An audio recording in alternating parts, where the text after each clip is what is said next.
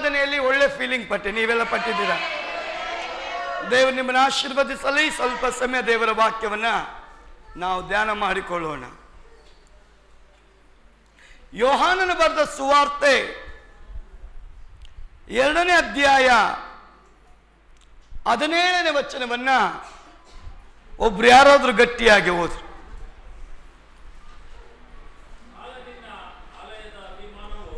ನಿನ್ನ ಆಲಯದ ಅಭಿಮಾನವು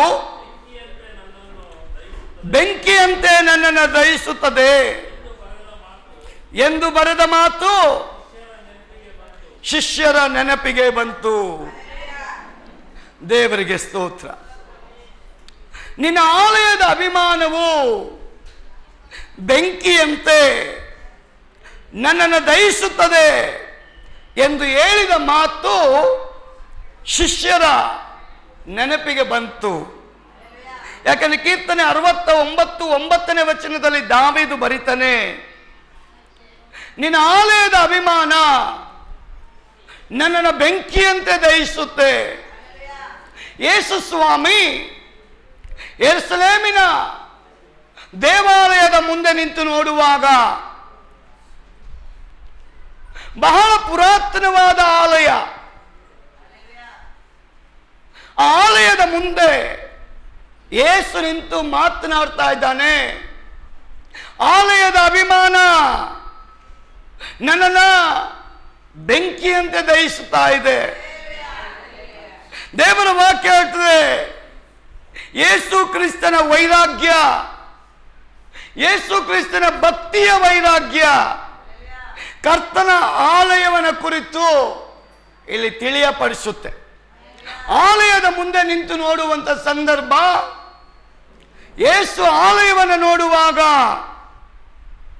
ದೇವರ ವಾಕ್ಯಕ್ಕೆ ಆಧಾರವಾಗಿ ಆಲಯ ಪ್ರಾರ್ಥನಾಲಯ ಅನ್ನಿಸಿಕೊಳ್ಳುತ್ತದೆ. ಆದ್ರೆ ಈ ಆಲಯ ಕಳ್ಳರ ಗವಿಯಾಗಿದೆಯಲ್ಲ, ವ್ಯಾಪಾರಸ್ಥರ ಸಂತೆಯ ಸ್ಥಳವಾಗಿದೆಯಲ್ಲ, ಪಾರಿವಾಳ ಮಾರುವಂಥದ್ದು, ಅನೇಕ ವಿಧವಾದ ವ್ಯವಹಾರಗಳನ್ನ ಆಲಯದಲ್ಲಿ ನಡೆಸುವಂತ ಸಂದರ್ಭ. ಕ್ರಿಸ್ತನ ಒಳಗಡೆ ಭಕ್ತಿಯ ವೈರಾಗ್ಯ ತಡಿಲಿಕ್ಕೆ ಆಗದಂತ ಸಂದರ್ಭದಲ್ಲಿ ಅವನೇನು ಹೇಳ್ತಾ ಇದ್ದಾನೆ, ಆಲಯದ ಅಭಿಮಾನ ಬೆಂಕಿಯಂತೆ ನನ್ನನ್ನ ದಹಿಸುತ್ತೆ. ಆ ಮಾತು ಹೇಳುವಾಗ ಶಿಷ್ಯರಿಗೆ ಜ್ಞಾಪಕ ಬಂತಂತೆ, ಪ್ರವಾದಿಗಳ ಮೂಲಕ ದೇವರು ಆಡಿದ ಮಾತಲ್ಲ ಇದು. ಯೇಸು ಕ್ರಿಸ್ತನ ವೈರಾಗ್ಯ ನೋಡ್ರಿ, ಲೋಕದ ವಿಷಯದಲ್ಲಿ ಇಲ್ಲ, ಲೋಕದ ವ್ಯಾಪಾರದ ವಿಷಯದಲ್ಲಿ ಇಲ್ಲ, ಲೋಕದ ಕಾರ್ಯಗಳ ವಿಷಯದಲ್ಲಿ ಇಲ್ಲ. ಕ್ರಿಸ್ತನಲ್ಲಿ ಇದ್ದಂತ ಆ ಭಕ್ತಿ ವೈರಾಗ್ಯ ಆಲಯದ ಮೇಲೆ, ದೇವರ ಮೇಲೆ, ದೇವರ ರಾಜ್ಯದ ಮೇಲೆ, ಸತ್ಯದ ಮೇಲೆ, ಪರಿಶುದ್ಧತೆ ಮೇಲೆ, ದೇವರ ಕಾರ್ಯಗಳ ಮೇಲೆ, ಕ್ರಿಸ್ತನಲ್ಲಿ ಭಕ್ತಿ ವೈರಾಗ್ಯ ತುಂಬಲ್ಪಟ್ಟದ್ದನ್ನ ಅವನು ವ್ಯಕ್ತಪಡಿಸುವಾಗ ಸತ್ಯವೇದ ಹೇಳ್ತದೆ, ದಾವೀದನು ಸಹ ದೇವರ ಮನುಷ್ಯನಾದ ನಿಮಿತ್ತ, ದೇವರ ಭಕ್ತನಾದ ನಿಮಿತ್ತ, ದೇವರಿಗಾಗಿ ಜೀವಿಸಲ್ಪಟ್ಟ ನಿಮಿತ್ತ ಅವನಿಗೂ ಆಲಯದ ಅಭಿಮಾನ ಹಗಲು ರಾತ್ರಿ ಬೆಂಕಿಯಂತೆ ಉರಿತಾ ಇತ್ತಂತೆ. ಯಾವಾಗಲೂ ಒಂದು ಸಲ ಅಲ್ಲ, ಭಾನುವಾರದಲ್ಲಿ ಮಾತ್ರ ಅಲ್ಲ, ದೇವರ ಮುಂದೆ ಬಂದಾಗ ಮಾತ್ರ ಅಲ್ಲ, ಹಗಲು ರಾತ್ರಿ, ಹಗಲು ರಾತ್ರಿ ದಾವೀದನ ಒಳಗೂ ಸಹ ದೇವರ ರಾಜ್ಯದ ಸತ್ಯಕ್ಕನುಗುಣವಾಗಿ ದೇವರಿಗೋಸ್ಕರ, ದೇವರ ಕಾರ್ಯಗಳಿಗೋಸ್ಕರ ಆಲಯದ ಅಭಿಮಾನ ಬೆಂಕಿಯಂತೆ ಉರಿತಾ ಇತ್ತಂತೆ. ಅದು ಸಾಧಾರಣವಾದ ಬೆಂಕಿ ಅಲ್ಲ, ಪರಿಶುದ್ಧಾತ್ಮನ ಒಂದು ಬೆಂಕಿ. ಇವತ್ತು ಯೇಸು ಸ್ವಾಮಿ ಶಿಷ್ಯರಿಗೆ ಹೇಳಿಕೊಡುವಂತ ಒಂದು ಮಾತು ಏನಪ್ಪಾ ಅಂದ್ರೆ, ಲೋಕದ ವಿಷಯದಲ್ಲಿ ನಿಮಗೆ ಬೆಂಕಿ ಇರಬಾರ್ದು, ಲೋಕದ ವಿಷಯದಲ್ಲಿ ಭಕ್ತಿ ವೈರಾಗ್ಯ ಇರಬಾರ್ದು. ನಿಮ್ಮ ಒಳಗಿರುವಂತ ಭಕ್ತಿ ವೈರಾಗ್ಯ ಅದು ದೇವರ ರಾಜ್ಯಕ್ಕೆ, ದೇವರ ಕಾರ್ಯಗಳಿಗೆ, ಸತ್ಯಕ್ಕೆ, ನನ್ನ ದೇವರಿಗೆ ಏನು ಮೆಚ್ಚುಗೆ ಆಗಿದೆಯೋ ಆ ವಿಷಯದಲ್ಲಿ ನಿಮ್ಮ ಒಳಗಡೆ ಭಕ್ತಿ ವೈರಾಗ್ಯ ಇರಬೇಕು ಅಂತ ಸತ್ಯವೇದ ಹೇಳ್ತದೆ. ಪ್ರಿಯ ಸಹೋದರಿಯೇ, ಭಕ್ತಿ ವೈರಾಗ್ಯ ಅಂದ್ರೆ ಅದರ ಅರ್ಥ ಸತ್ಯವೇದ ಹೇಳ್ತದೆ, ಕರ್ತನಿಗಾಗಿ, ಸತ್ಯಕ್ಕಾಗಿ, ನಿತ್ಯ ಜೀವಕ್ಕಾಗಿ, ಆಲಯಕ್ಕಾಗಿ ನಮ್ಮ ಒಳಗಡೆ ಭಕ್ತಿಯನ್ನ ತೋರಿಸುವಂತ ವೈರಾಗ್ಯ ಇದೆಯಲ್ಲ, ಅದೇ ಬಹಳ ಪ್ರಾಮುಖ್ಯ. ಅದಕ್ಕೆ ಕೀರ್ತನೆ 91:14 ದಾವೀದ ಬರೀತಾನೆ, ಅವನು ನನ್ನಲ್ಲಿ ಆಸಕ್ತನಾಗಿರುವುದರಿಂದ ಅವನನ್ನ ನಾನು ರಕ್ಷಿಸ್ತೇನೆ. ಹಲ್ಲೆಲೂಯಾ. ಅವನು ನನ್ನಲ್ಲಿ ಆಸಕ್ತನಾಗಿರುವುದರಿಂದ ಅವನನ್ನ ನಾನು ರಕ್ಷಿಸೇ ಅವನನ್ನು ನಡೆಸ್ತೇನೆ, ಅವನನ್ನು ಕಾಪಾಡ್ತೇನೆ, ಅವನನ್ನು ನಾನು ಕೈ ಬಿಡಲ್ಲ. ಇದು ದೇವರ ಬಾಯಿಂದ ಬಂದ ಮಾತು. ಇದು ದೇವರ ಬಾಯಿಂದ ಬಂದ ಮಾತಾಗಿರೋದ್ರಿಂದ ಯಾರ ಮಾತುಗಳ ವಿಷಯದಲ್ಲಿ ಭಕ್ತಿ ವೈರಾಗ್ಯದಿಂದ ಅವರಿಗೆ ಗೌರವಿಸ್ತಾರೋ ಅವರ ವಿಷಯದಲ್ಲಿ ದೇವರ ಗೌರವ ಇರುವುದು ಬಂತು. ಅದಕ್ಕೆ ದೇವರ ವಾಕ್ಯ ಹೇಳ್ತದೆ, ಲೋಕದವರ ಭಕ್ತಿ ಬೇರೆ ರೀ, ಲೋಕದವರ ವೈರಾಗ್ಯ ಬೇರೆ. ಲೋಕದವರು ತೋರಿಸುವಂತ ಭಕ್ತಿ ವೈರಾಗ್ಯ ಯಾವುದು ಗೊತ್ತಾ? ಒಂದೆರಡು ಎಕ್ಸಾಂಪಲ್ ಹೇಳ್ರಿ ನೋಡೋಣ. ಲೋಕದಲ್ಲಿ ಇರುವಂತ ಜನಗಳ ಒಳಗೆ ಒಂದು ಭಕ್ತಿ ವೈರಾಗ್ಯ ಇರ್ತದೆ. ಆ ಭಕ್ತಿ ವೈರಾಗ್ಯ ಯಾವ? ಇಲ್ಲಿ ದೇವರ ವಾಕ್ಯ ಹೇಳ್ತದೆ, ಸ್ವಾಮಿ ಹೇಳ್ತಾನೆ, ಲೋಕದವರಾಗ ನಿಮ್ಮ ಭಕ್ತಿ ವೈರಾಗ್ಯ ಇರಬಾರ್ದು. ಲೋಕದವರಲ್ಲಿರುವಂತ ಭಕ್ತಿ ವೈರಾಗ್ಯ ಬೇರೆ, ವಿಶ್ವಾಸಿಯ ಒಳಗಿರುವಂತ ಭಕ್ತಿ ವೈರಾಗ್ಯ ಬೇರೆ. ಲೋಕದಲ್ಲಿರುವಂತವರಿಗೆ ಇರುವಂತ ಭಕ್ತಿ ವೈರಾಗ್ಯ ಯಾವುದು? ಯಾವ್ದಾದ್ರು ಎರಡು ಹೇಳಿ ನೋಡ. ಶರೀರ ಸಂಬಂಧವಾಗಿ ಅವರು ವೈರಾಗ್ಯ ತೋರಿಸ್ತಾರೆ. ನಾವು ಆತ್ಮ ಸಂಬಂಧವಾಗಿ ವೈರಾಗ್ಯ ತೋರಿಸಬೇಕು. ಅವ್ರ ಶರೀರ ಸಂಬಂಧವಾಗಿ ಏನು ವೈರಾಗ್ಯ ತೋರಿಸ್ತಾರೆ?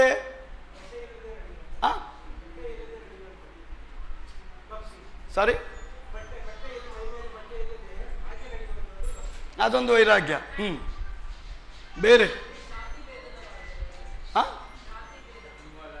ಜಾತಿ ಭೇದ. ಓಕೆ,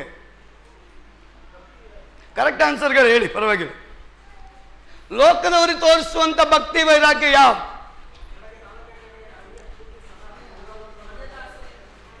ಅಣ್ಣ ತಮ್ಮ ಅಕ್ಕ ತಂಗಿ ಜಗಳ ಆಡಿಬಿಡ್ತಾರೆ.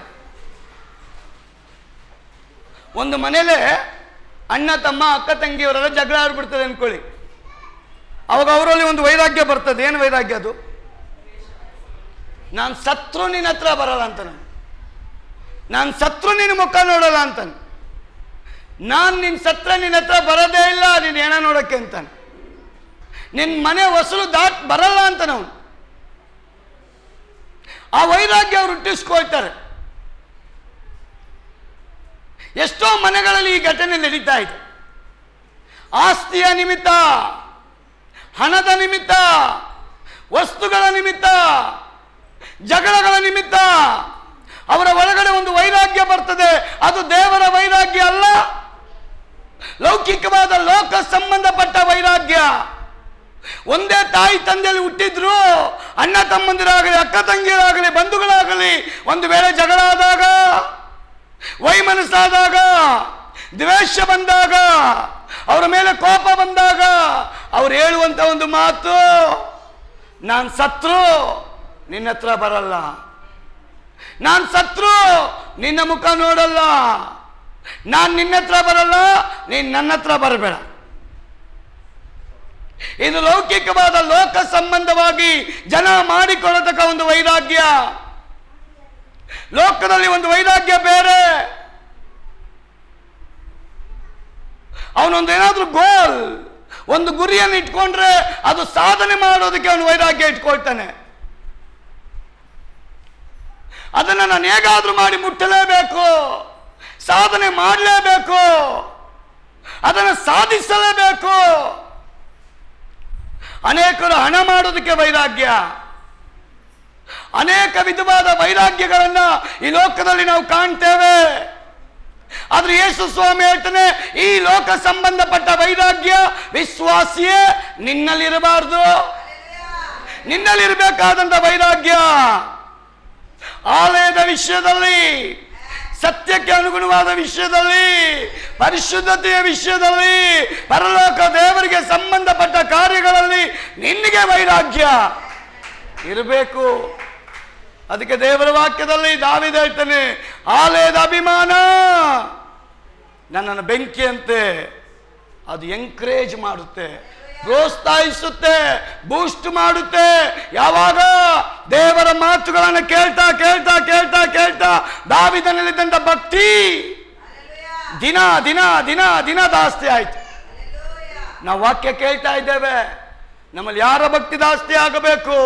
ದೇವರ ವಿಷಯದ ಭಕ್ತಿ ಜಾಸ್ತಿ ಆಗಬೇಕು, ಆಲಯದ ವಿಷಯದಲ್ಲಿ ಭಕ್ತಿ ಜಾಸ್ತಿ ಆಗಬೇಕು, ಆತ್ಮಿಕ ವಿಷಯದ ಭಕ್ತಿ ಜಾಸ್ತಿ ಆಗಬೇಕು, ದೇವರ ರಾಜ್ಯದ ಕಾರ್ಯಗಳ ವಿಷಯದ ಭಕ್ತಿ ನಮ್ಮಲ್ಲಿ ಜಾಸ್ತಿ ಆಗಬೇಕು.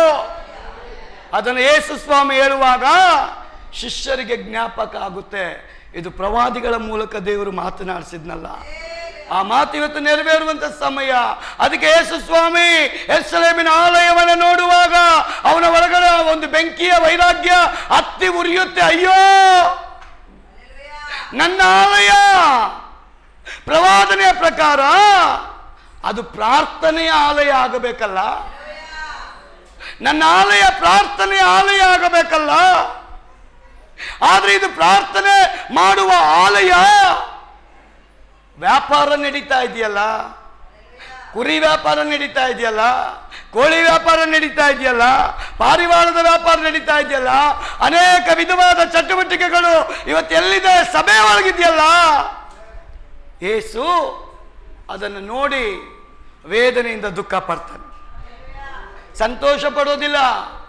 ಅದನ್ನು ನೋಡಿ ದುಃಖಪಟ್ಟು ಅವನು ಮಾತನಾಡ್ತಾನೆ, ಅಯ್ಯೋ, ಆಲಯದ ಅಭಿಮಾನ ನನ್ನ ಒಳಗಡೆ ಹತ್ತಿ ಉರಿತಾ ಇದೆಯಲ್ಲ. ಪ್ರಿಯ ಸಹೋದರಿ, ದೇವರಾತ್ಮನಿಂದ ತುಂಬಲ್ಪಟ್ಟಂತ ಭಕ್ತನು ಎಲ್ಲೇ ಇದ್ರೂ ಆತ್ಮಿಕ ವಿಷಯದಲ್ಲಿ ಅವನು ಭಕ್ತಿ ವೈರಾಗ್ಯವುಳ್ಳವನಾಗಿರ್ತಾನೆ. ಅವನು ಎಲ್ಲೇ ಇದ್ರೂ ಭಕ್ತಿ ವೈರಾಗ್ಯವುಳ್ಳವನಾಗಿರ್ತಾನೆ. ಪರಿಶುದ್ಧಾತ್ಮನ ಮೂಲಕವಾಗಿ ಆ ವ್ಯಕ್ತಿ ನಡೆಸಲ್ಪಡ್ತಕ್ಕವನಾಗಿರ್ತಾನೆ. ಪ್ರಿಯ ಸಹೋದರ ಸಹೋದರಿಯೇ, ದೇವರ ವಾಕ್ಯ ಹೇಳ್ತದೆ, ಆಲಯ ಅಂದ ಕೂಡಲೇ ಆರಾಧಿಸುವ ಸ್ಥಳ, ದೇವರಿರುವಂತಹ ಸ್ಥಳ. ದೇವರ ವಾಕ್ಯ ಹೇಳ್ತದೆ 1 ಕೊರಿಂಥ 3:16 ಏನ್ ಹೇಳ್ತದು? ನೀವು ದೇವರ ಆಲಯವಾಗಿದ್ದೀರಲ್ಲ. ಒಂದು ಹಲ್ಲೆಲೂಯ. ಇಲ್ಲಿ ಯಾರೆಲ್ಲ ಕೂತಿದ್ದೀವೋ ನಾವೆಲ್ಲ ದೇವರ ಆಲಯವಾಗಿದೆ. ದೇವರು ವಾಸ ಮಾಡುವ ಆಲಯ ನಾವೇ, ದೇವರು ಇರುವಂತ ಆಲಯ ನಾವೇ, ಆರಾಧನೆ ನಡೆಯುವಂತ ಆಲಯ ನಾವೇ, ಘನಪಡಿಸುವಂತ ಆಲಯ ನಾವೇ, ಮಹಿಮೆ ಪಡಿಸುವ ಆಲಯ ನಾವೇ, ಅತಿಶಯ ಮಾಡುವಂತ ಆಲಯ ನಾವೇ. ಅದ್ಭುತಗಳನ್ನು ಮಾಡಲಿಕ್ಕೆ ದೇವರು ನಿಮ್ಮನ್ನು ಆಲಯವಾಗಿ ನಿಮ್ಮ ಮೂಲಕ ಅತಿಶಯ ತೋರಿಸೋದಕ್ಕೆ ದೇವರು ನಿಮ್ಮನ್ನು ಆರಿಸ್ಕೊಂಡಿದ್ದಾನೆ. ಪ್ರಿಯ ಸಹೋದರಿಯೇ, ಅದಕ್ಕೆ ದೇವರು ಕಲ್ಲಲ್ಲಿ ಕಟ್ಟಲ್ಪಟ್ಟಂತ ಆಲಯದಲ್ಲಿ ವಾಸ ಮಾಡೋದಕ್ಕಿಂತ ಯೇಸುವನ್ನು ನಂಬುವಂತ ಪ್ರತಿಯೊಬ್ಬನನ್ನು ಆಲಯವಾಗಿ ಮಾಡಿಕೊಂಡಿದ್ದಾನೆ. ದೇವರು ಹೇಳ್ತಾನೆ, ವಾಸ ಮಾಡುವ ಸ್ಥಳ ಇವತ್ತು ನಾನು ಎಲ್ಲಿದ್ದೀನಿ ಅಂದ್ರೆ ನಿಮ್ಮಲ್ಲಿದ್ದೇನೆ. ನೀವೇ ನನಗೆ ಆಲಯ, ನಿಮ್ಮ ಹೃದಯ ನನಗೆ ಗರ್ಭಗುಡಿ. ಒಂದು ಆಮೇಲೆ ಹೇಳ್ರಿ. ಆಲಯ ಅಂದ ಕೂಡಲೇ ನಮ್ಮ ಒಳಗಡೆ ನಾವು ಜ್ಞಾಪಕ ಮಾಡಿಕೊಳ್ಬೇಕು. ಯೇಸು ಯೆರೂಸಲೇಮಿನ ಆಲಯವನ್ನು ನೋಡುವಾಗ ವೇದನೆಯಿಂದ ಹೇಳ್ತಾನೆ, ಈ ಆಲಯದ ಒಳಗೆ ಏನೆಲ್ಲ ಇದೆಯಲ್ಲ, ಏನೆಲ್ಲ ಇದೆಯಲ್ಲ, ದೇವರು ಬಯಸುವಂಥದ್ದಿಲ್ಲವಲ್ಲ. ದೇವರು ಬಯಸುವಂತ ಆ ಕಾರ್ಯಗಳು ಈ ಆಲಯದಲ್ಲಿ ಇಲ್ಲದೆ, ದೇವರು ಬಯಸದೇ ಇರುವಂತ ಕಾರ್ಯಗಳು ಈ ಆಲಯದಲ್ಲಿ ಬಂದಿದೆಯಲ್ಲ. ಇದು ಈ ಆಲಯದ ಮೇಲೆ ಇರುವಂತ ಪ್ರವಾದನೆ ಅಲ್ಲ.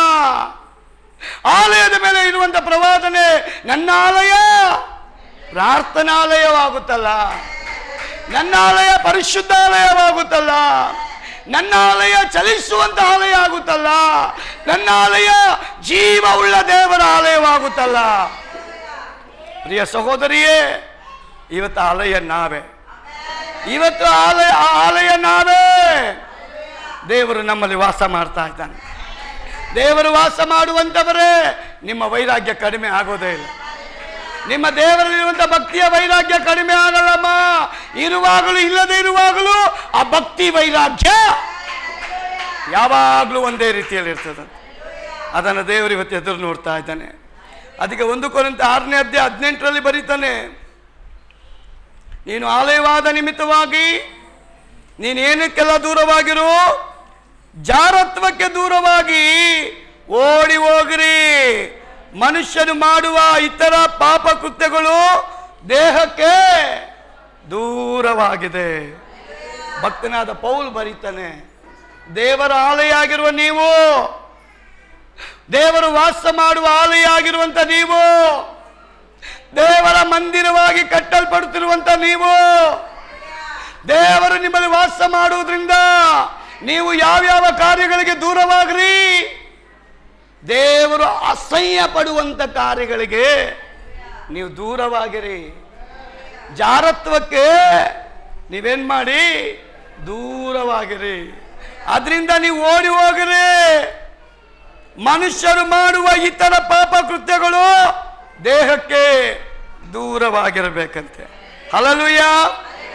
ಆದರೆ ಪ್ರಿಯ ದೇವಜನರೇ, ಜಾರತ್ವ ಮಾಡುವವನು ಏನಂತೆ, ದೇಹಕ್ಕೆ ಹಾನಿ ಮಾಡಿಕೊಳ್ತಾನೆ. ಸಿಗರೆಟ್ ಕಂಪನಿಯವರು ಸಿಗರೆಟ್ ಪ್ಯಾಕ್ ಮೇಲೆ ಬರೆದಿರ್ತಾರೆ, ನಿಮ್ಮ ದೇಹಕ್ಕೆ ಇದು ವಿಷಕಾರಿ, ಅಪಾಯ. ಅವನ ಮೇಲೆ ನೀವು ಕಂಪ್ಲೇಂಟೇ ಮಾಡೋಕ್ಕಾಗಲ್ಲ. ಅವನು ಹೇಳ್ತಾನೆ, ಸರ್ ನಾನು ಗೌರ್ಮೆಂಟಿಂದ ಪರ್ಮಿಷನ್ ತೆಗೆದುಕೊಂಡು ಇದ್ರ ಮೇಲೆ ಅಡ್ವಾನ್ಸ್ ಆಗಿ ನಾನು ಬರೆದು ಬಿಟ್ಟಿದ್ದೀನಿ, ನಿಮ್ಮ ದೇಹಕ್ಕೆ ಇದು ಹಾನಿ, ನಿಮ್ಮ ಸ್ವ ಇಚ್ಛೆಯಿಂದ ನೀವು ಕುಡಿಯುವುದಾದ್ರೆ ನನ್ನ ಅಭ್ಯಂತರ ಇಲ್ಲ ಅಂತ ಅವನು ಜಾರ್ಕೊಂಡ್ಬಿಡ್ತಾನೆ. ಸಾರಾಯಿ ಬಾಟ್ಲಿ ಮೇಲೆ ಬರೆದಿರ್ತಾರೆ, ನಿಮ್ಮ ದೇಹಕ್ಕೆ ಇದು ಹಾನಿ, ಇದು ಕುಡಿಯೋದ್ರಿಂದ ನೀವು ಸಾಯ್ತೀರಾ, ನಿಮ್ಮ ಒಳಗಿನ ಸ್ಪಾಟ್ಸ್ ಎಲ್ಲ ಸುಟ್ಟೋಗುತ್ತೆ, ಲಯವಾಗಿ ಹೋಗುತ್ತೆ. ಆದ ಕಾರಣ ಸ್ವ ಇಚ್ಛೆಯಿಂದ ನೀವು ತೆಗೆದುಕೊಳ್ಳೋದಾದ್ರೆ ಅದಕ್ಕೆ ನಾನು ಕಾರಣಕರ್ತನಲ್ಲ ಅಂತ ಆ ಕಂಪನಿಯವರು ನಾಜೂಕುತನದಿಂದ ನಮಗೆ ಅವರು ಹೇಳಿ ಬಿಟ್ಬಿಟ್ಟಿದ್ದಾರೆ. ನಾವೇ ಹಣ ಕೊಟ್ಟು ವಿಷ ಪದಾರ್ಥವನ್ನ, ವಿಷಪಾನೀಯಗಳನ್ನ ಸ್ವ ಇಚ್ಛೆಯಿಂದ ತೆಗೆದುಕೊಳ್ತೇವೆ. ಅದಕ್ಕೆ ಕಾರಣ ಕಂಪನಿಯವರಲ್ಲ, ತಯಾರಿಸಲ್ಪಟ್ಟವರಲ್ಲ. ಅವರು ಪರ್ಮಿಷನ್ ತಗೊಂಡು ಅದನ್ನು ಇಟ್ಟಿದ್ದಾರೆ. ಸೇವನೆ ಮಾಡಬೇಕಾಗಿರೋದು ಮಾಡಬಾರ್ದು ಆ ತೀರ್ಮಾನ ಮಾಡಬೇಕಾಗಿರೋದಕ್ಕೂ ನಾವು. ಅದಕ್ಕೆ ದೇವರ ವಾಕ್ಯ ಹೇಳ್ತದೆ, ಕೆಲವೊಂದು ಪದಾರ್ಥಗಳು ನಿಮ್ಮ ದೇಹವನ್ನು ಸುಟ್ಟು ನಾಶ ಮಾಡುತ್ತಲ್ಲ, ಅದೇ ಪ್ರಕಾರವಾಗಿ ನಿಮ್ಮ ಆತ್ಮವನ್ನು ನಾಶ ಮಾಡೋದಕ್ಕೆ ಸೈತಾನನೇನ್ ಮಾಡ್ತಾನೆ ಅಂದ್ರೆ, ಮಣ್ಣು ಹೊನ್ನು ಎಣ್ಣನ್ನ ನಮ್ಮ ಆತ್ಮ ಕೆಡಿಸುವುದಕ್ಕೋಸ್ಕರ ನಿಮ್ಮ ಮುಂದೆ ಇಟ್ಟಿದ್ದಾನೆ. ಆ ಒಂದು ಕಾರ್ಯದಲ್ಲಿ ನೀವು ಮುಳುಗಿ ಹೋಗ್ಬೇಡ್ರಿ, ಬಿದ್ದೋಗಬೇಡ್ರಿ, ಸೋತೋಗ್ಬೇಡ್ರಿ. ಅದರ ಜಾಲಗೆ, ಅದರ ಬಲೆಗೆ ನೀವು ಬಿದ್ದೋಗ್ಬೇಡ್ರಿ ಅಂತ ದೇವರು ಹೇಳ್ತಾನೆ. ಕೀರ್ತನೆ 91:3 ಹೇಳ್ತದೆ, ನನ್ನ ಮಕ್ಕಳನ್ನ, ನನ್ನ ವಿಶ್ವಾಸಿಗಳನ್ನ, ನನ್ನ ಮೇಲೆ ನಂಬಿಕೆ ಇಟ್ಟವರನ್ನ, ನನ್ನ ಆದಿಯನ್ನ ಆತುಕೊಂಡವರನ್ನ ನಾನೇನ್ ಮಾಡ್ತೇನೆ ಅಂದ್ರೆ, ಬೇಟೆಗಾರನ ಬಲೆಯಿಂದಲೂ ಮರಣಕರ ವ್ಯಾಧಿಯಿಂದಲೂ, ಬೇಟೆಗಾರನ ಬಲೆ, ಮರಣಕರವಾದ ವ್ಯಾಧಿ, ಇವೆರಡನ್ನ ಶತ್ರು ಇವತ್ತು ಒಡ್ಡಿದ್ದಾನ್ರಿ. ಪ್ರಪಂಚದ ಮೇಲೆ, ಭೂಲೋಕದಲ್ಲಿ ನಾವು ನೋಡುವಾಗ ಮೀನನ್ನು ಹಿಡಿಯೋದಕ್ಕೆ ಒಂದು ನೆಟ್ಟನ್ನು ಯೂಸ್ ಮಾಡ್ತೇವೆ, ಬಲೆ. ಪಕ್ಷಿಗಳನ್ನು ಹಿಡಿಯೋದಕ್ಕೆ ಒಂದು ಬಲೆ, ದುಷ್ಟ ಮೃಗಗಳನ್ನು ಹಿಡಿಯೋದಕ್ಕೆ ಒಂದು ಬಲೆ. ಅವುಗಳ ಮೂಲಕವಾಗಿ ಹಿಡಿಯಲ್ಪಟ್ಟು ನಾವೇನ್ ಮಾಡ್ತೇವೆ, ಅವುಗಳನ್ನು ಮಾರಾಟಕ್ಕೆ ಇಡ್ತೇವೆ. ಅದು ದೇವರ ವಾಕ್ಯ ಹೇಳ್ತದೆ, ವಿಶ್ವಾಸಿಗಳಿಗೂ ಲೋಕದಲ್ಲಿರ್ತಕ್ಕ ಜನಗಳ ಮೇಲೆ ದುಷ್ಟ ಒಂದು ಬಲೆಯನ್ನು ಬೀಸಿದ್ದಾನೆ, ದುಷ್ಟ ಒಂದು ಬಲೆಯನ್ನು ಬೀಸಿದ್ದಾನೆ. ದೇವರ ಕಡೆಗೆ ಬರದಾಗ, ದೇವರನ್ನು ಅರಿಯದಾಗ, ದೇವರ ಮಂದಿರವಾಗದ ಹಾಗೆ, ಅಲ್ಲಿ ಆರಾಧನೆ ಇರದಾಗೆ, ಅಲ್ಲಿ ಪರಿಶುದ್ಧತೆ ಇರದಾಗೆ, ದೇವರ ಭಯ ಇರದಾಗೆ ಅನೇಕ ವಿಧವಾದ ಬಲೆಗಳನ್ನು ಅವನು ಹಾಕಿದ್ದಾನೆ. ದೇವರ ಮಕ್ಕಳಾದ ನೀವು ನನ್ನನ್ನು ನಂಬಿ ಬರೋದಾದ್ರೆ, ನನ್ನನ್ನು ಫಾಲೋ ಮಾಡೋದಾದ್ರೆ, ನನ್ನನ್ನು ಹಿಂಬಾಲಿಸೋದಾದ್ರೆ, ನಾನೇ ಸರ್ವಸ್ವ ಅಂತ ನೀವು ಹಿಡ್ಕೊಳ್ಳೋದಾದ್ರೆ ನಿಮಗೊಂದು ನಾನು ಪ್ರಾಮಿಸ್ ಮಾಡ್ತೇನೆ. ಅದಕ್ಕೆ ದಾವೀದ ಬರೀತಾನೆ, ಬೇಟೆಗಾರನ ಬಲೆಯಿಂದಲೂ ಮರಣಕರವಾದ ವ್ಯಾಧಿಯಿಂದಲೂ ನನ್ನ ದೇವರು ಬಿಡಿಸೋದಕ್ಕೆ ಶಕ್ತನಾಗಿದೆ. Hallelujah, hallelujah. ಎಷ್ಟು ಜನ ಬಿಲೀವ್ ಮಾಡ್ತೀರ ದೇವರು ಬಿಡುಗಡೆ ಮಾಡಲಿಕ್ಕೆ ಶಕ್ತಿ? ಬೇಟೆಗಾರನ ಬಲೆ, ಬೇಟೆಗಾರ ಇರೋದೇ ಬಲೆ ಹಾಕಕ್ಕೆ. ಬೇಟೆಗಾರ ಬಲೆ ಹಾಕಲ್ಲ ಅಂತಲ್ಲ, ಬೇಟೆಗಾರ ಇರೋದೇ ಬಲೆ ಹಾಕಕ್ಕೆ. ಆ ಬೇಟೆಗಾರ ಸೈತಾನ್ ನಾನಾ ವಿಧವಾದ ಬಲೆಗಳನ್ನು ಹಾಕ್ಬಿಟ್ಟಿದ್ದಾನೆ. ಯೌವನಸ್ಥರಿಗೆ ಯಾವ ಬಲೆ, ಕುಟುಂಬಸ್ಥರಿಗೆ ಯಾವ ಬಲೆ, ಯಾವ ವೀಕ್ ನಮ್ಮನ್ನು ಆಡ್ತಾ ಇದೆಯೋ ಆ ರೀತಿಯಾದ ಬಲಗಳನ್ನ ನಮ್ಮ ಮೇಲೆ ಹಾಕಿ ದೇವರ ಕಡೆಗೆ ಹೋಗದ ಹಾಗೆ ಅಡ್ಡಿ ಮಾಡ್ತಾನೆ. ಅದು ದೇವರು ಒಳ್ಳೆಯವನ್ರಿ, ದೇವರು ಒಳ್ಳೆಯವನು. ತನ್ನ ಮಕ್ಕಳಿಗೆ ಯಾವಾಗಲೂ ಒಳ್ಳೆಯದನ್ನೇ ಮಾಡ್ತಾನೆ. ಒಂದು ಆಮೇಲೆ ಹೇಳ್ರಿ. ಎಷ್ಟು ಜನ ಬಿಲೀವ್ ಮಾಡ್ತೀರ ದೇವರು ಒಳ್ಳೆಯವನಂತ? ಹಲ್ಲೆಲೂಯಾ. ಯಾವಾಗ ನೀವು ಪಾಪಗಳನ್ನ, ಶಾಪಗಳನ್ನ, ಅಂಧಕಾರ ಶಕ್ತಿಗಳನ್ನ ಗೊತ್ತಾಗಿದ ಕೂಡಲೇ ಬಿಟ್ಟು ಓಡ್ತಿರೋ, ದೇವರು ಹೇಳ್ತಾನೆ ಭಯ ಪಡಬೇಡ, ಅವನು ಬಲೆ ಹಾಕಿದ್ದಾನ, ಆ ಬಲೆನ ಹರಿದು ಬಿಡ್ತೀನಿ ನಾನು. ಅವನು ನಿನಗೆ ಅನೇಕ ವಿಧವಾದ ರೋಗಗಳನ್ನು ತಂದಾಕಿದ್ದಾನ, ನನ್ನ ನಾಮದಲ್ಲಿ ನಾನು ಗುಣ ಮಾಡ್ತೇನೆ. ನನ್ನ ಬಾಸುಂಡೆಯ ನಿಮಿತ್ತವಾಗಿ ನಿಮಗೆ ಗುಣ ಆಗುತ್ತೆ, ಭಯ ಪಡಬೇಡ್ರಿ. ನನ್ನ ನಾಮ ಹೇಳುವಾಗ ನಿಮಗೆ ಗುಣ ಆಗುತ್ತೆ. ನಿಮ್ಮನ್ನು ಬಿಡುಗಡೆ ಮಾಡೋದಕ್ಕೋಸ್ಕರನೇ ನಾನು ಬಾಸುಂಡೆಗಳನ್ನು ಹೊತ್ಕೊಂಡಿದ್ದೇನೆ. ನನ್ನ ಬಾಸುಂಡೆಯ ನಿಮಿತ್ತವಾಗಿ ನಿಮ್ಮ ರೋಗಗಳಿಗೆ ಬಿಡುಗಡೆ. ಎಷ್ಟು ಜನ ಬಿಲೀವ್ ಮಾಡ್ತೀರ? ಪ್ರಿಯ ಸಹೋದರಿ, ಸಹೋದರನೇ, ದೇವರ ವಾಕ್ಯ ಹೇಳ್ತದೆ, ಯೇಸು ಕ್ರಿಸ್ತನಲ್ಲಿ ಮಾತ್ರ ಭಕ್ತಿ ವೈರಾಗ್ಯ ಇರಲಿಲ್ಲ. ಅವನನ್ನು ನಂಬಲ್ಪಟ್ಟಂತ ಭಕ್ತನಾದ ದಾವೀದನಲ್ಲಿ ಭಕ್ತಿ ವೈರಾಗ್ಯ ಆಯಿತು. ದೇವರ ವಾಕ್ಯ ಹೇಳ್ತದೆ, ಆಸನಲ್ಲಿ ದೇವರ ಭಕ್ತಿ ವೈರಾಗ್ಯ ಇತ್ತು. ಅಪೊಸ್ತಲರಲ್ಲಿ ದೇವರ ಭಕ್ತಿ ವೈರಾಗ್ಯ ಇತ್ತು. ಯೇಸುವನ್ನು ಯಾರೆಲ್ಲ ನಂಬಿ ಜೀವಿಸ್ತಾ ಇದ್ರು ಅವರಿಗೆ ಒಳಗಡೆ ಪರಿಶುದ್ಧಾತ್ಮನು ಆ ಭಕ್ತಿ ವೈರಾಗ್ಯವನ್ನು ಹಾಕಿ ಅವರನ್ನು ನಡೆಸಿದ್ದಾನ್ರಿ. ಇವತ್ತು ಅದೇ ದೇವರು ನನ್ನನ್ನು ನಿಮ್ಮನ್ನು ನಡೆಸೋದಕ್ಕೆ ಇಷ್ಟಪಡುವವನಾಗಿದ್ದಾನೆ. ಅದಕ್ಕೆ ಕೊಲೋಸ್ಯ 1ನೇ ಅಧ್ಯಾಯ 27ನೇ ವಚನ ಹೇಳ್ತದೆ, ಹೌದು, ನಿಮ್ಮ ಶರೀರದಲ್ಲಿ ನಿಮ್ಮ ಒಳಗಡೆ ಭಕ್ತಿ ವೈರಾಗ್ಯ ತುಂಬಲ್ಪಟ್ಟಿರಬೇಕು. ಪ್ರಿಯ ಸಹೋದರಿಯೇ, ಯೇಸು ಆಲಯವನ್ನು ನೋಡ್ತಾ ಇದ್ದಾನೆ ಅಂದರೆ ಅದೇ ಯೇಸು ನಿನ್ನ ಮುಂದೆ ನಿಂತ್ಕೊಂಡಿದ್ದಾನೆ. ನಿನ್ನ ಆಲಯದ ಒಳಗೆ ಪ್ರಾರ್ಥನೆ ಇದೆಯಾ? ಪರಿಶುದ್ಧತೆ ಇದೆಯಾ? ನೀತಿಯ ಕಾರ್ಯ ಇದೆಯಾ? ದೇವರು ಮೆಚ್ಚುವಂತ ಕಾರ್ಯಗಳು ನಿನ್ನಲ್ಲಿ ಇರುವುದಾದ್ರೆ ಅವನು ಹೇಳ್ತಾನೆ, ನನ್ನ ಪ್ರವಾದನೆ ನಿನ್ನಲ್ಲಿ ನೆರವೇರುತ್ತೆ.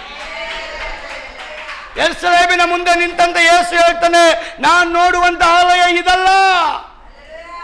ಹಾಗಾದ್ರೆ ಇವತ್ತು ಯೇಸು ಹೇಳ್ತಾನೆ, ನೀವೇ ನನ್ನ ಆಲಯ.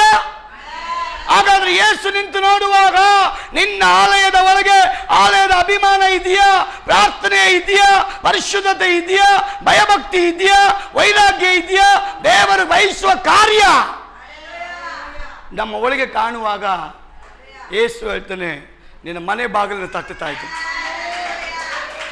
ಈಗ ಹೃದಯದ ಬಾಗಿಲಲ್ಲಿ ನಿಂತುಕೊಂಡು ತಟ್ಟುತ್ತಾ ಇದ್ದೇನೆ. ನನ್ನ ಸ್ವರವನ್ನು ನೀನು ಕೇಳಿ ಬಾಗಿಲು ತೆರೆಯೋದಾದ್ರೆ ಅವನ ಒಳಗೆ ನಾನು ಬರ್ತೇನೆ. ಹಲ್ಲೆಲೂಯಾ. ಯೇಸು ಎಲ್ಲ ಹೃದಯದ ಬಾಗಿಲನ್ನು ತಟ್ಟುತ್ತಾ ಇದ್ದಾನೆ. ಪಾಪಿಗಳ ಹೃದಯವನ್ನು ತಟ್ಟುತ್ತಾ ಇದ್ದಾನೆ. ಅನೀತಿವಂತ ಹೃದಯವನ್ನು ತಟ್ಟುತ್ತಾ ಇದ್ದಾನೆ. ಮೋಸಗಾರ ಹೃದಯವನ್ನು ತಟ್ಟುತ್ತಾ ಇದ್ದಾನೆ. ಶಾಪಗ್ರಸ್ತ ಜನಗಳ ಹೃದಯ ಯೇಸು ತಟ್ಟುತ್ತಾ ಇದ್ದಾನೆ. ಆ ತಟ್ಟುವಂತ ಯೇಸುವಿನ ಶಬ್ದ ನೀನು ಕೇಳಿ ಬಾಗಿಲು ತೆರೆಯೋದಾದ್ರೆ, ಯೇಸು ನಿನ್ನ ಒಳಗೆ ಬಂದ್ರೆ ನೀನು ಪ್ರಾರ್ಥನೆ ಆಲಯ ಆಗುತ್ತೆ, ಪರಿಶುದ್ಧ ಆಲಯ ಆಗುತ್ತೀಯ, ನೀತಿಯ ಮಂದಿರವಾಗುತ್ತೀಯ. ದೇವರು ಬಯಸುವಂತ ಆಲಯದ ಗುಣ ನಿನ್ನಲ್ಲಿ ಕರ್ತನು ತರಲಿಕ್ಕೆ ಶಕ್ತನ. ಪ್ರಿಯ ಸಹೋದರ ಸಹೋದರಿಯೇ, ಅದಕ್ಕೆ ಭಕ್ತನ ಹೇಳ್ತಾನೆ, ಹೌದು, ನಿಮ್ಮ ಶರೀರದಲ್ಲಿ ಕ್ರಿಸ್ತನು ವಾಸ ಮಾಡುತ್ತಾನಲ್ಲ.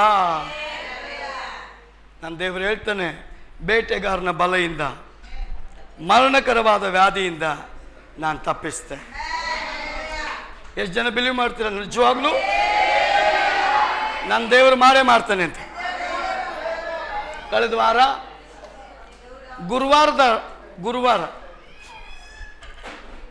ಗುರುವಾರದ ದಿನ ಒಂದು ಸಾಯಂಕಾಲ ರಾತ್ರಿ 9 ರಿಂದ 10 ಗಂಟೆ ಒಳಗೆ ಒಂದು ಸಿಸ್ಟ್ರು ಫೋನ್ ಮಾಡ್ತಾರೆ.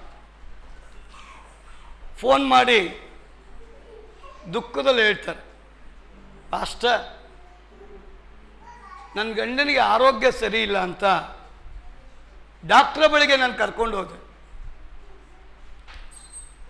2-3 ರೀತಿಯಾದ ಒಂದು ಸ್ಕ್ಯಾನಿಂಗ್ಗಳನ್ನ ಬರೆದು ಟೆಸ್ಟ್ಗಳನ್ನ ಮಾಡಿದ. ಅವರ ಪ್ರಕಾರವಾಗಿ ಕ್ಯಾನ್ಸರ್ ಗಡ್ಡೆ ಅಂತ ಹೇಳಿಬಿಟ್ಟಿದ್ದ. ನಾನೇನು ಮಾಡಬೇಕು? ಆದ ಕಾರಣ ದಯಮಾಡಿ ನೀವು ಪ್ರಾರ್ಥನೆ ಮಾಡಿ, ನನಗೆ ದೇವರು ಏನು ಹೇಳ್ತಾರೋ ಅದನ್ನು ನೀವು ಹೇಳಲೇಬೇಕು. ನನ್ನ ಗಂಡ ಅವನ ಪರಿಸ್ಥಿತಿ ಏನಾಗುತ್ತೆ? ಅವರು ಉಳಿತಾರ, ಒಂದು ವೇಳೆ ಸತ್ತೋಗ್ಬಿಡ್ತಾರ?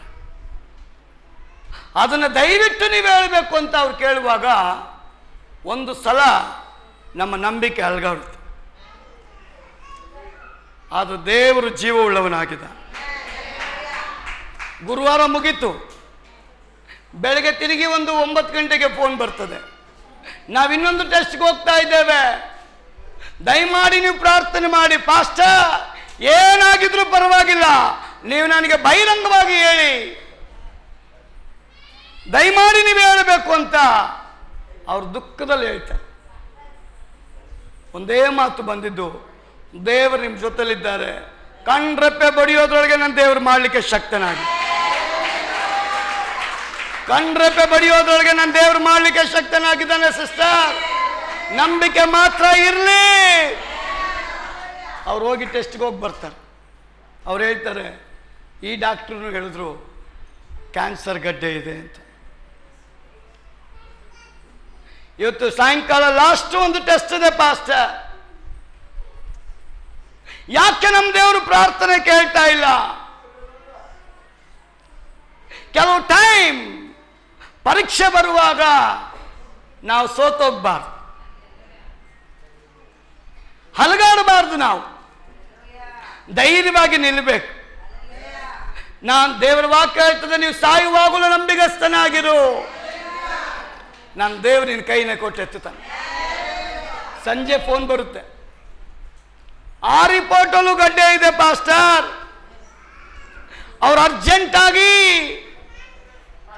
ಮನೆಗೆ ನಮ್ಮನ್ನು ಡಿಸ್ಚಾರ್ಜ್ ಮಾಡಿಲ್ಲ, ಮಣಿಪಾಲ್ಗೆ ನೀವು ಅರ್ಜೆಂಟಾಗಿ ಕರ್ಕೊಂಡು ಹೋಗ್ರಿ, ಈ ಕೇಸ್ ಸೀರಿಯಸ್ ಆಗಿದೆ ಅಂತ. ಆ ರಾತ್ರಿ ನಾನು ಸ್ವಾಮಿ ಹತ್ರ ಪ್ರಾರ್ಥನೆ ಮಾಡುವಾಗ ದೇವರು ಹೇಳಿದ್ರು, ನೀನು ಭಯ ಪಡಬೇಡ, ಭಯ ಪಡಬೇಡ, ನಾನಿದ್ದೀನಿ ಅಂದರು. ಆ ಸಿಸ್ಟರ್ಗೆ ಹೇಳೋಣ ಅಂದರೆ ಅವಾಗ 2 ಗಂಟೆ ರಾತ್ರಿ. 2 ಗಂಟೆಯಲ್ಲಿ ನಾನು ಹೊಡೆಯೋಕ್ಕಾಗಲ್ಲ ಫೋನ್. ಬೆಳಗ್ಗೆ ಅವರು ಮಣಿಪಾಲ್ಗೆ ಕರ್ಕೊಂಡು ಹೋಗ್ತಾರೆ. ಅವ್ರು 8:30 ಫೋನ್ ಮಾಡ್ತಾರೆ, ಪಾಸ್ಟರ್, ನಾವು ಮಣಿಪಾಲ್ಗೆ ಹೋಗ್ತಾ ಇದ್ದೇವೆ, ನನ್ನ ಗಂಡನ ಜೀವಿತ ಏನಾಗುತ್ತೋ ಗೊತ್ತಿಲ್ಲ, ನಾನು ದೇವ್ರನ್ನ ನಂಬಿದ್ದೀನಿ, ನೀವು ಈಗಲೂ ನನಗೆ ಹೇಳ್ತಾ ಇಲ್ಲ ನನ್ನ ಗಂಡ ಏನಾಗ್ತಾನೆ ಅಂತ. ಕಡೆ ಪಕ್ಷ ಹೇಳಿಬಿಡ್ರಿ ಏನಾಗುತ್ತೆ, ನಾನು ಪರವಾಗಿಲ್ಲ, ಧೈರ್ಯವಾಗಿರ್ತೀನಿ. ಆಗ ಹೇಳುವಾಗ ನಮ್ಮ ನಂಬಿಕೆ ಏನಾಗುತ್ತೆ? ಹಾಗಾದ್ರೆ ದೇವ್ರಿಗೆ ಸ್ತೋತ್ರ. ಸಿಸ್ಟರ್, ನೀವು ಆಸ್ಪತ್ರೆಗೆ ಕರ್ಕೊಂಡೋಗಿ, ಆ ಸ್ಕ್ಯಾನಿಂಗ್ ಆಗಿದ ತಕ್ಷಣ ನನಗೊಂದು ಫೋನ್ ಮಾಡಿ. ಉಪವಾಸ ಪ್ರಾರ್ಥನೆ ನಡೀತಾ ಇದೆ. ಆಗ ತಾನೇ ಪ್ರಾರ್ಥನೆ ಪ್ರಾರಂಭ ಆಗಿತ್ತು. ರಾತ್ರಿ ದೇವರು ನನಗೆ ಹೇಳಿಬಿಟ್ಟಿದ್ರು ನಾನು ಮಿರಾಕಲ್ ಮಾಡ್ತೀನಿ ಅಂತ. ಬೆಳಗ್ಗೆ 11 ಗಂಟೆಗೆ ಫೋನ್ ಬರುತ್ತೆ, ಪಾಸ್ಟರ್ ಇಲ್ಲಿ 3 ಡಾಕ್ಟರ್ ಬಂದು ಆ ಚೆಕ್ ಮಾಡಿ ಸ್ಕ್ಯಾನ್ ಎಲ್ಲ ಮಾಡ್ತಾರೆ, ಗಡ್ಡೆಯಲ್ಲಿ ಕಾಣ್ತಾ ಇಲ್ಲ.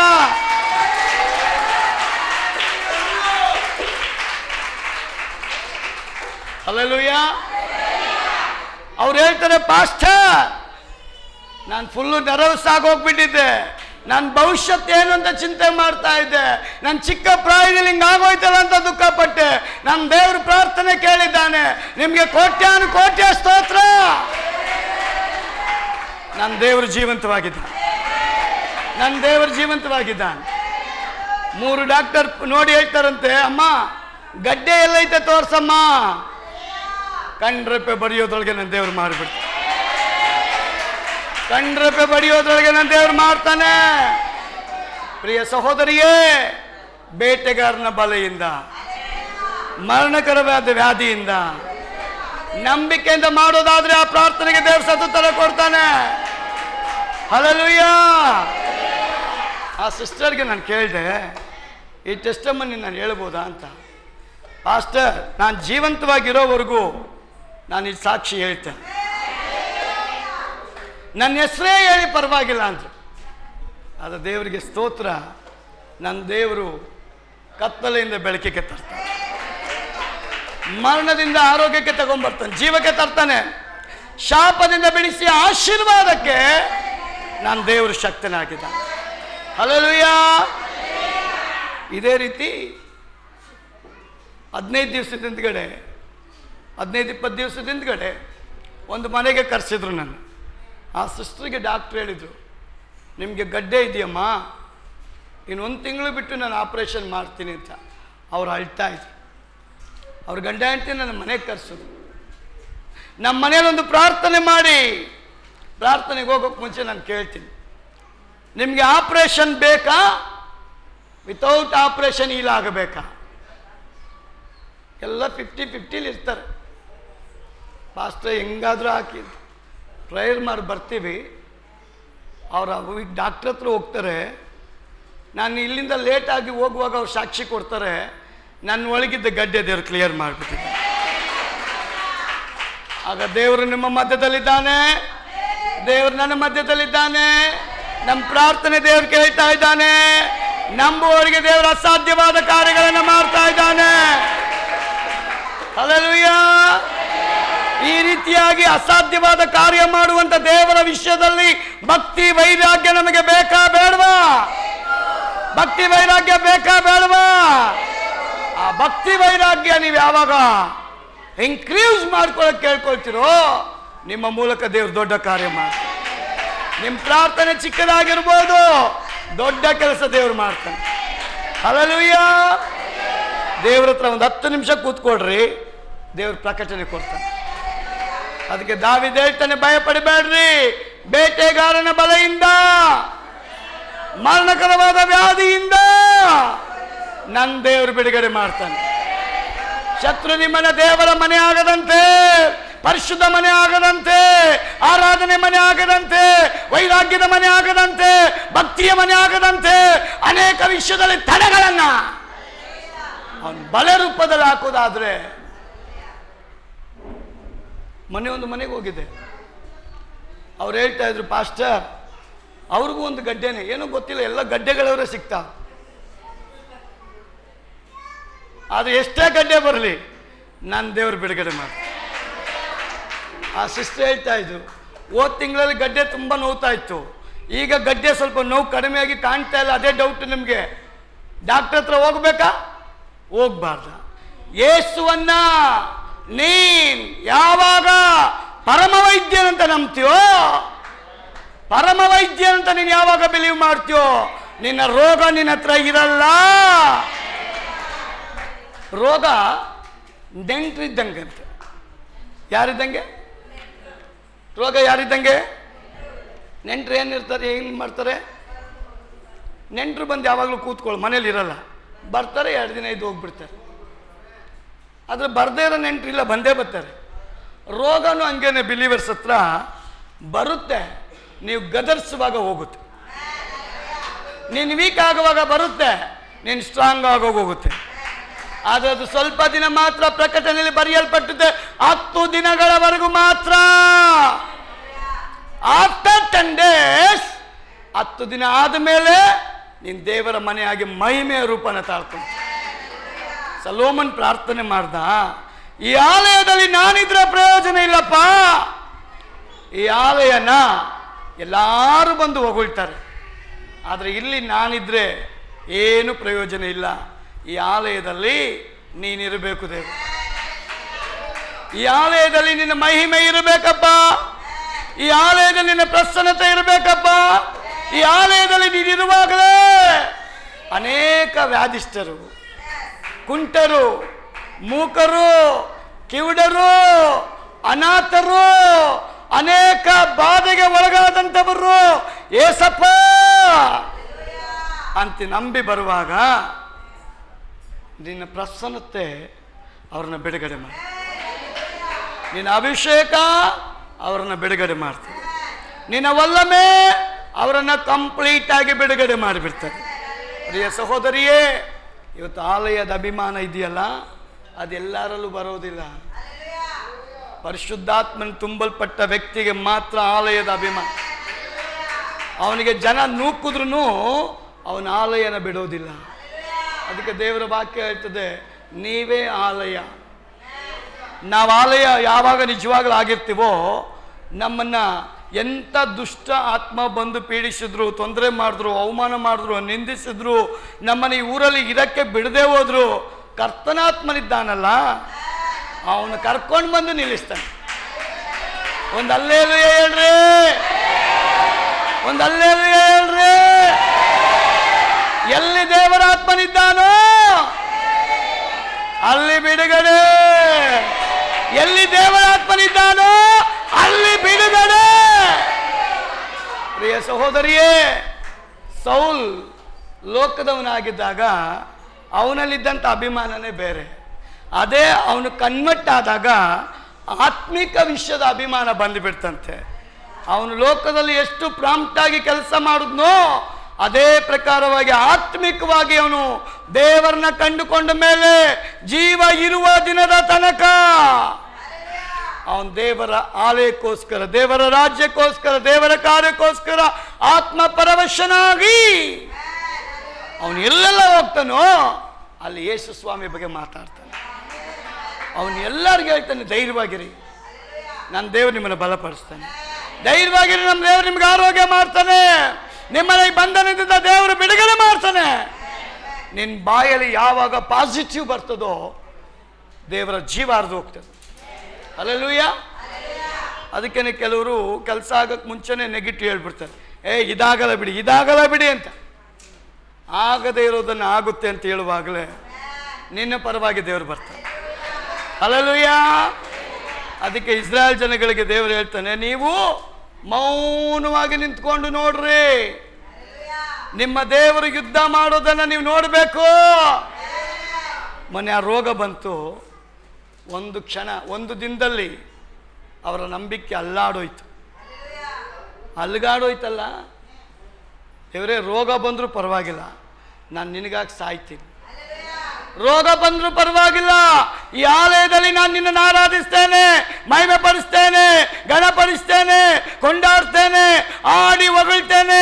ಇಕ್ಕಟ್ಟು ಬಿಕ್ಕಟ್ಟಲ್ಲಿದ್ರು ಎಲ್ಲ ಪಾತ್ರಗಳು ಖಾಲಿಯಾಗಿದ್ರು, ನಾನು ನಿನ್ನನ್ನು ಬಿಡೋದಿಲ್ಲಪ್ಪ ಅಂತ ಹೇಳೋದಾದ್ರೆ ದೇವರು ಯೋಬನ ತೋರಿಸ್ತಾರೆ. ಅವನಲ್ಲಿದ್ದಂಥ ವೈರಾಗ್ಯ ನೋಡ್ರಿ, ಅವನಲ್ಲಿದ್ದಂಥ ಭಕ್ತಿನ ನೋಡ್ರಿ. ಆ ಭಕ್ತಿ ವೈರಾಗ್ಯ ಯಾವಾಗಲೂ ಒಂದು ಸಲ ಅಲ್ಲ, ಯೋಬನು ಜೀವಂತವಾಗಿರುವ ದಿನದ ತನಕ ಅವನಲ್ಲಿದ್ದಂಥ ಭಕ್ತಿ ವೈರಾಗ್ಯ ಕಡಿಮೆ ಆಗಲೇ ಇಲ್ಲ. ಪ್ರಿಯ ಸಹೋದರಿ, ನಮ್ಮಲ್ಲಿರುವಂಥ ಭಕ್ತಿ ವೈರಾಗ್ಯನ ನಾವು ಪರೀಕ್ಷೆ ಮಾಡಿಕೊಳ್ಬೇಕು. ಎಲಿಯನಿಗೊಂದು ವೈರಾಗ್ಯ ಇತ್ತು. ಕಡೆ ಮಾತು ಹೇಳಿ ಮುಗಿಸ್ತೇನೆ. ಎಲಿಯನಿಗೆ ಯಾವ ಒಂದು ವೈರಾಗ್ಯ ಇತ್ತು? ನೀವೇ ಹೇಳ್ಬಿಡಿ ಪಾಸ್ಟರ್. ಎಲಿಯ ಗೊತ್ತಾ? ಹೋಗ್ಲಿ, ಎಲಿಯ ಗೊತ್ತಾ? ಎಲಿಯನ ಒಳಗೊಂದು ವೈರಾಗ್ಯ ಇತ್ತು. ಏನು ವೈರಾಗ್ಯ?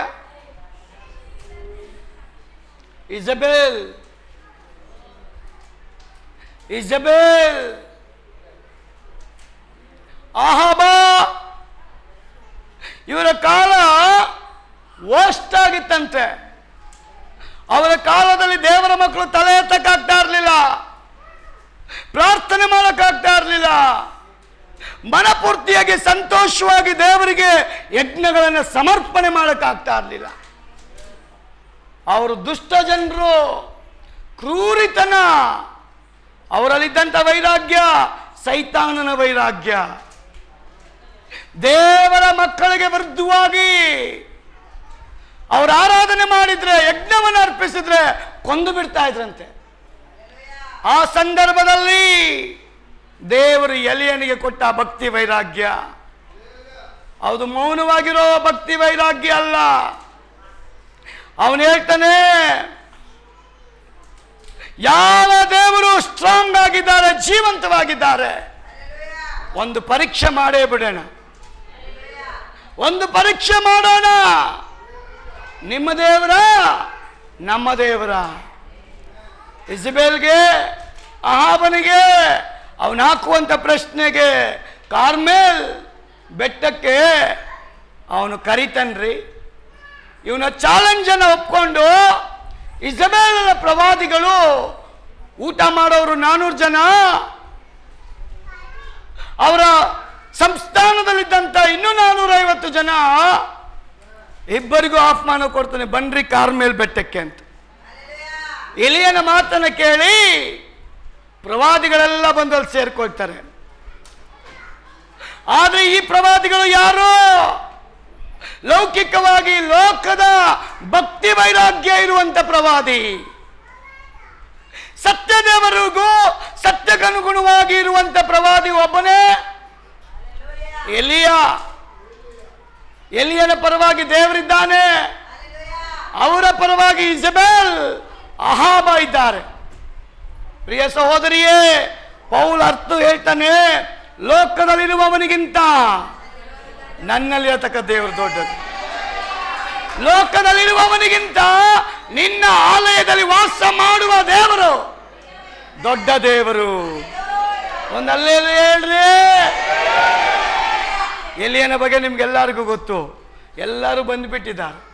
ಅವರೆಲ್ಲ ಹೇಳ್ತಾರೆ, ನೀನೊಬ್ಬನೇ ಒಬ್ಬ ಇದೆಯಾ, ಬೇಗ ನಿನ್ನ ದೇವ್ರನ್ನ ಕರೆದು ಬಿಡು ಅಂತ. ನನ್ನ ದೇವ್ರು ಹೇಳ್ತಾನೆ, ಚಿಕ್ಕ ಹಿಂಡೆ ಭಯ ಪಡಬೇಡ, ಅವ್ರ ಕಡೆ ಎಷ್ಟೇ 1000 ಲಕ್ಷಗಟ್ಟಲೆ ಜನ ಇರಲಿ, ನಿನ್ನ ಮೂಲಕ ದೊಡ್ಡ ಕೆಲಸ ಮಾಡ್ತಾನೆ. ಒಂದು ಆಮೇಲೆ ಹೇಳ್ರಿ. ಇವರೆಷ್ಟು ಜನ ಇದ್ದಾರೆ? 450 ಜನ. ಇವನೆಷ್ಟು ಜನ ಇದ್ದಾರೆ? ಒಬ್ಬನೇ ಒಬ್ಬ. ಅವನು ಹೇಳ್ತಾನೆ, ಸ್ವಾಮಿಗಳೇ, ನೀವು ತುಂಬ ಜನ ಇದ್ದೀರಾ, ನನ್ನ ಇಸ್ಕಕ್ಕೆ ಒಸ್ಕಕ್ಕೆ ಸ್ವಲ್ಪ ಟೈಮ್ ಸಾಕು, ನಿಮಗೆ ಒಡೆಯಕ್ಕೆ ನನಗೆ ತುಂಬ ಟೈಮ್ ಬೇಕು. ಆದ ಕಾರಣ ನನ್ನ ದೇವರು ನಿಮ್ಮನ್ನು ನನ್ನ ಕೈಗೆ ಒಪ್ಪಿಸ್ಕೊಡ್ತಾನೆ ಅಂತ ಕನ್ಫರ್ಮ್ ಆಗೋಗಿದೆ. ಸಾಯಕ್ಕೆ ನೀವೆಲ್ಲ ರೆಡಿ ಆಗಿರಿ. ಬದುಕೋದು ನಾನು ಒಬ್ಬನೇ, ಯಾಕೆಂದ್ರೆ ಬದುಕೋ ದೇವ್ರು ನನ್ನ ಜೊತೆ ಇದ್ದ. ನೀವೆಲ್ಲರೂ ಹೋಲ್ಸಲಾಗಿ ಸತ್ತೋಗ್ಬಿಡ್ತೀರ. ಅವರಲ್ಲಿ ಲೋಕದ ವೈರಾಗ್ಯ ಇತ್ತು. ಅವರೆಲ್ಲ ಅವ್ರ ದೇವ್ರನ್ನ ಕರೆಯೋಕ್ಕೆ ಯಜ್ಞವೇದಿಯನ್ನು ಕಟ್ಟಿ ಯಜ್ಞವನ್ನು ಸಮರ್ಪಣೆ ಮಾಡಿ ಆರಂಭ ಮಾಡ್ತಾರೆ. ಅವನು ಎಲಿಯ ನೋಡಿ ಟೈಮ್ ಕೊಡ್ತಾನಂತೆ, ಬೆಳಗ್ಗೆಯಿಂದ ಸಾಯಂಕಾಲದವರೆಗೂ ಟೈಮ್ ಕೊಟ್ಟನಂತೆ. ಅವ್ರು ಕೂಗಿದ್ರು ಬರಲ್ಲ. ಅವ್ರು ಹೇಳ್ತಾರೆ, ವಾಯ್ಸ್ ಜಾಸ್ತಿ ಮಾಡಿ ಅಂತ. ವಾಯ್ಸ್ ಜಾಸ್ತಿ ಮಾಡಿದ್ರು ಬರಲ್ಲ. ಒಬ್ರಿಗೊಬ್ರಿಗೆ ಕೋಪ ಬರುತ್ತೆ, ಏನೋ ಕೂಗಿದ್ರೆ ಬರ್ತಾ ಇಲ್ಲ ಅಂತ. ಒಬ್ರು ಮುಖ ನೋಡೊಬ್ರು ಸಿಟ್ಟು ಮಾಡಿಕೊಂಡ್ರು. ಲಾಸ್ಟ್ಗೆ ಬಟ್ಟೆಗಳನ್ನ ಹರ್ಕೊಂಡ್ರು, ಎದೆನ ಹೊಡ್ಕೊಂಡ್ರು. ಎಲಿಯ ನೋಡ್ದ, ಪಾಪ ಯಾವುದಕ್ಕೂ ಬರಲಿಲ್ಲ. ಇವನು ಗೇಲಿ ಮಾಡಕ್ಕೆ ಸ್ಟಾರ್ಟ್ ಮಾಡ್ತಾನೆ. ನಿಮ್ಮ ದೇವ್ರು ಬರಲಿಲ್ವಾ? ನಿಮ್ಮ ದೇವರಿಗೆ ಕಿವಿ ಇಲ್ವಾ? ನಿಮ್ಮ ದೇವರಿಗೆ ಕಣ್ ಕಾಣ್ತಾ ಇಲ್ವಾ?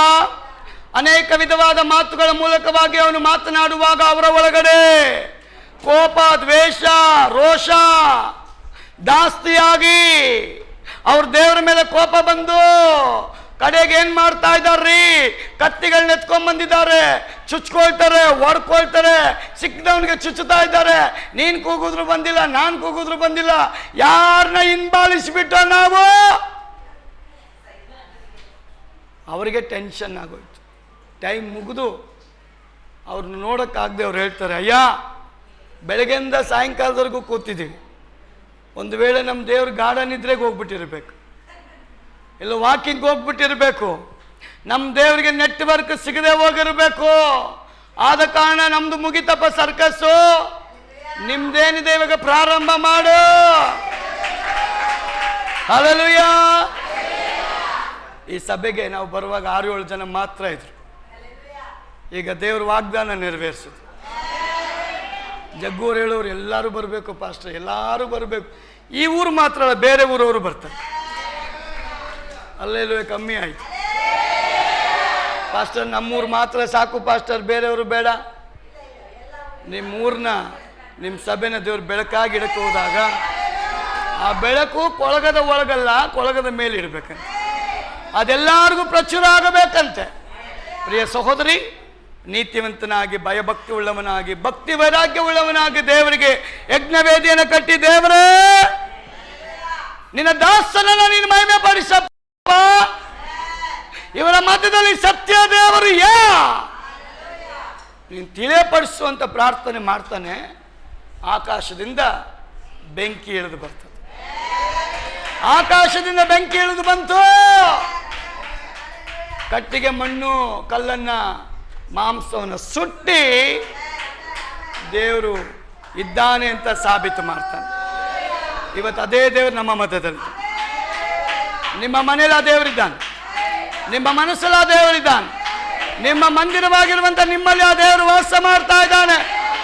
ಆ ದೇವರ ವಿಷಯದಲ್ಲಿ ಭಕ್ತಿ ವೈರಾಗ್ಯ ನೀವು ತೋರಿಸೋದಾದ್ರೆ, ಆ ಭಕ್ತಿ ವೈರಾಗ್ಯ ನೀವು ಕಾಣೋದಾದ್ರೆ, ನಿಮ್ಮ ಮೂಲಕವಾಗಿ ದೇವರು ಅತಿಶಯ ಕಾರ್ಯವನ್ನ, ಅದ್ಭುತ ಕಾರ್ಯವನ್ನ ಬಿಡುಗಡೆ ಮಾಡಲಿಕ್ಕೆ ನಮ್ಮ ದೇವರು ಶಕ್ತನಾಗಿದ್ದಾನೆ.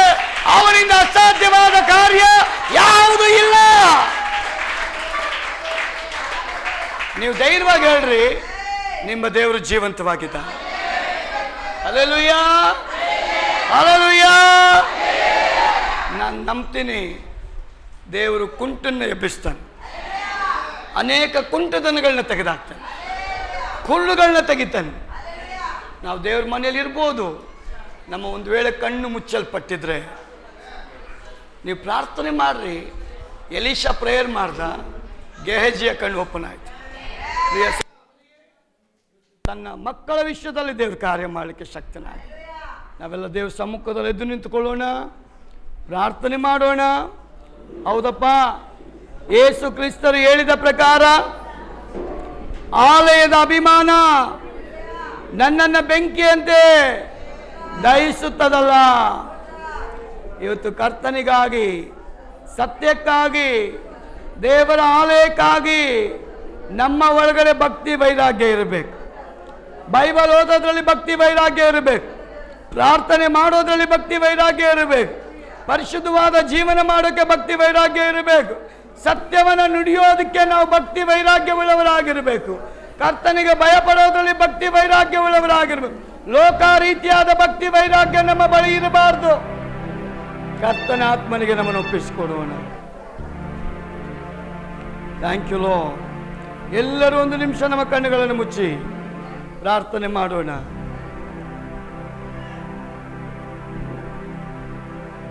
Thank you, Holy Spirit of God. Thank you, Lord. Wonderful Jesus. Wonderful Jesus.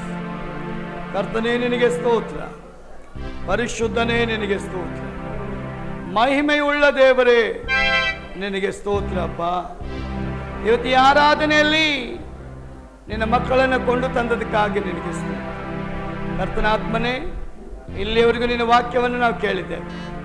ಇವತ್ತು ದೇವ ಯೇಸು ಆಲಯದ ಅಭಿಮಾನವನ್ನು ಕುರಿತು ಮಾತನಾಡಿ, ಇವತ್ತು ನಮ್ಮಲ್ಲಿ ಒಂದು ವೇಳೆ ಅಪ್ಪ ನಾವೇನೋ ತಾನೇ ಅಂತ ಬಂದು ಹೋಗೋದಾದ್ರೆ, ಇನ್ಮೇಲೆ ನಮ್ಮ ಒಳಗಡೆ ಆ ಭಕ್ತಿ ವೈರಾಗ್ಯ ಅಧಿಕ ಆಗಲಿ ದೇವರೇ.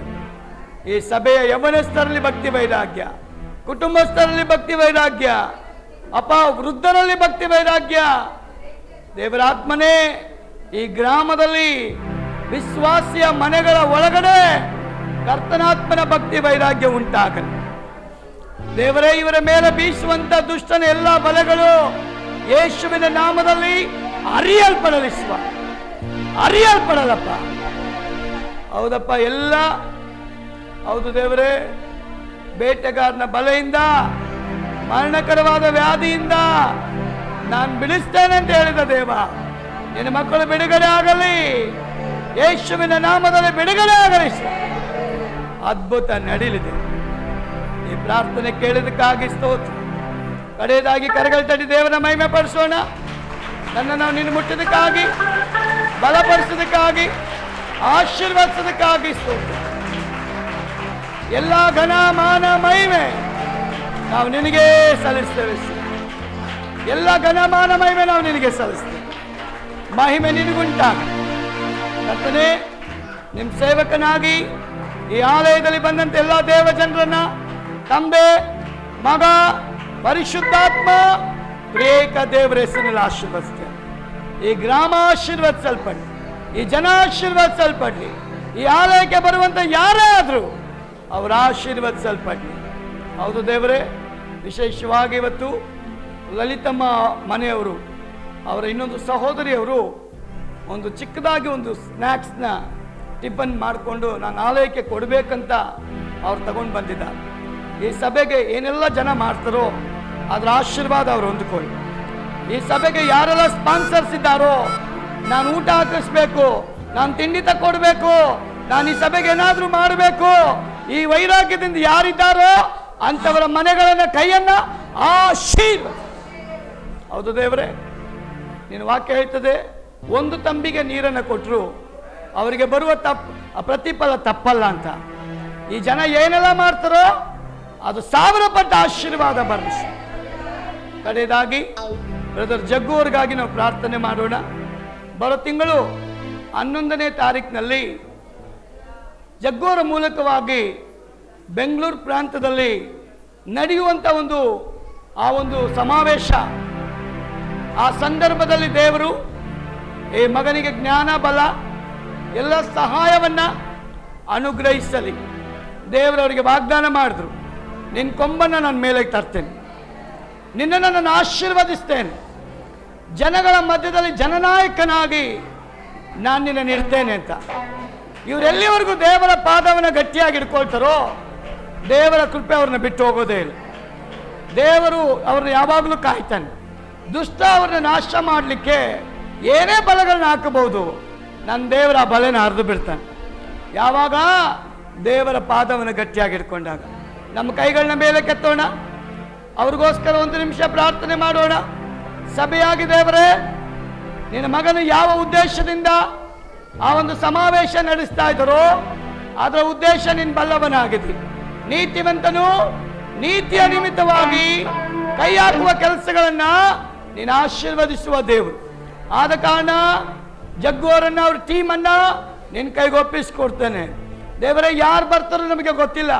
ನಿನ್ನ ಜನಾಂಗಕ್ಕೆ, ನಿನ್ನ ಜನಕ್ಕೆ ಏನು ಆಶೀರ್ವಾದ ಬೇಕೋ ನಿನ್ನ ಪ್ರಸನ್ನತೆಯ ನಿಮಿತ್ತವಾಗಿ ಆ ಒಂದು ಅಧಿಕಾರಿಗಳ ಹೃದಯದಲ್ಲಿ, ಮುಖ್ಯಮಂತ್ರಿಯ ಹೃದಯದಲ್ಲಿ, ಎಲ್ಲ ವಿಶ್ವದ ಒಂದು ಆಫೀಸ್ಗರ ವಿಷಯದ ಹೃದಯದಲ್ಲಿ ನೀನು ಮಾತನಾಡಪ್ಪ, ನೀನು ಕಾರ್ಯ ಮಾಡಪ್ಪ, ನೀನು ಅದ್ಭುತ ಮಾಡಪ್ಪ. ಆ ಸಮಾವೇಶ ನಿನ್ನ ನಾಮದ ಮೂಲಕ ಇವರಿಗೆ ಕ್ಷಯವಾಗಲಿ. ಅದ್ಭುತ ಮಾಡಿಸುವ ಮಹಿಮೆ ನಿನಗೆ. ನಿನ್ನ ಮಗನಿಗೆ ಆರೋಗ್ಯ, ಬಲ, ಚೈತನ್ಯ ಕೊಟ್ಟು ನಡೆಸು. ನಿನ್ನ ಹಸ್ತಕ್ಕೆ ಸಮರ್ಪಣೆ ಮಾಡಿದ್ದೇವೆ. ಆ ದಿನ ಮಳೆ ಆಗಲಿ, ತೊಂದರೆ ಆಗಲಿ, ಸಮಸ್ಯೆ ಆಗಲಿ ಉಂಟಾಗದೆ ಎಲ್ಲ ಅನುಕೂಲವಾಗಲಿ ಸ್ವಾಮಿ. ನಿನ್ನ ನಾಮ ಮಹಿಮೆ ಹೊಂದಲಿ, ನಿನ್ನ ಚಿತ್ತ ನೆರವೇರಲಿ. ಪ್ರಾರ್ಥನೆ ಕೇಳೋದಕ್ಕಾಗಿ ಸ್ತೋತ್ರ. ಹಾಗೆ ಕಡೆಯದಾಗಿ